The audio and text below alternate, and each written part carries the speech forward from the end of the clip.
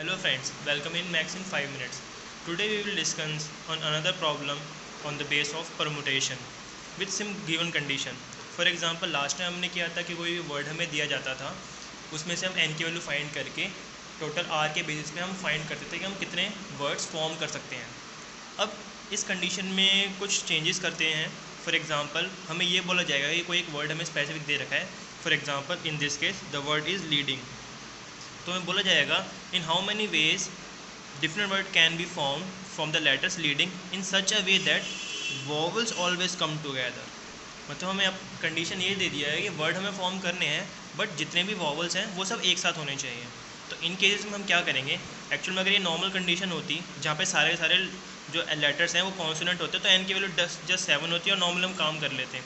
But यहाँ पे ये जो एन है ये चेंज हो जाएगा जस्ट बिकॉज ऑफ हमें वॉवल्स ऑलवेज कम टुगेदर चाहिए।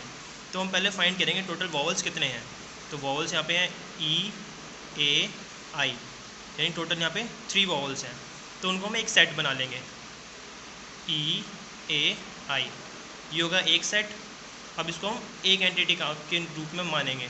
अब बाकी जो बच गए L D N G, L D N G, अब यहाँ पे हमारे पास ये डिफरेंट लेटर्स हो गए हैं और इसको हम 1 मानेंगे। तो टोटल यहाँ पे एन डैश की वैल्यू कितनी हो गई 1 2 3 4 5, यानी कि जहाँ पे हम परमुटेशन 7 से स्टार्ट करते थे अब वो स्टार्ट करेंगे 5 से। ओके, तो अगर ये 5 डिफरेंट लेटर्स हैं तो 5 लेटर्स से अरेंज करने पे जो हम वर्ड फॉर्म करते हैं वो कितना होता है 5 पी, क्योंकि हमें सारे के सारे ही एक साथ यूज़ करने तो टोटल होंगे 5। ये तरीका हो गया इन सब से डिफरेंट वर्ड फॉर्म करने का। तो जिसका आंसर होगा 5 factorial as the formula is n factorial is upon n minus r factorial. So here r is 5, तो n माइनस n इज़ 0, तो we have n factorial and 5 factorial is 120 which is 5 into 4 into 3 into 2 into 1।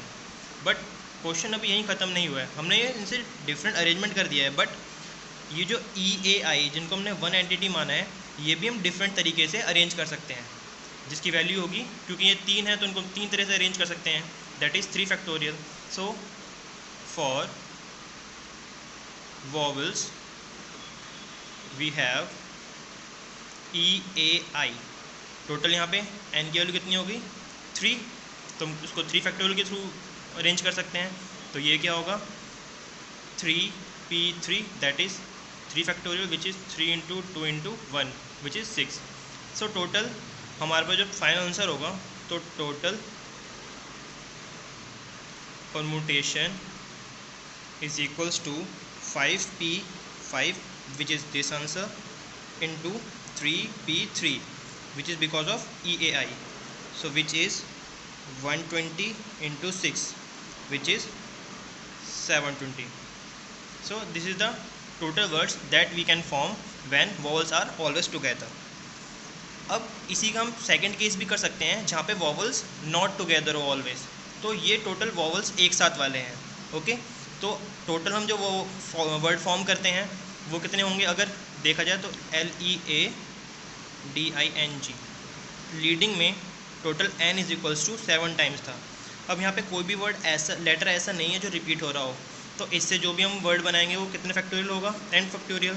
तो 7p7 होगा, इन सबको बिना किसी condition के हम new word form करने का which is 7 factorial.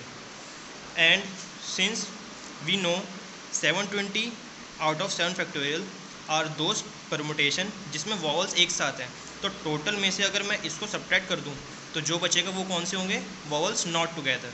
So vowels not together is equals to total permutation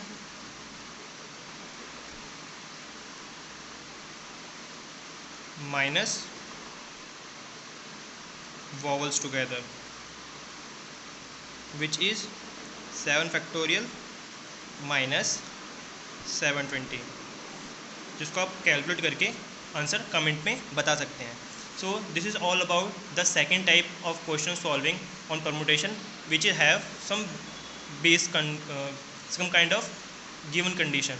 कुछ और कंडीशंस भी हो सकती हैं, फॉर एग्जांपल इसमें मल्टीपल वर्ड्स हों, तो जितने मल्टीपल लेटर्स होते हैं उन फैक्टर्स से हम डिवाइड कर देते हैं, वो हम प्रीवियस वीडियो में देख चुके हैं। तो this is for all about permutation word with some given condition. Thank you for watching.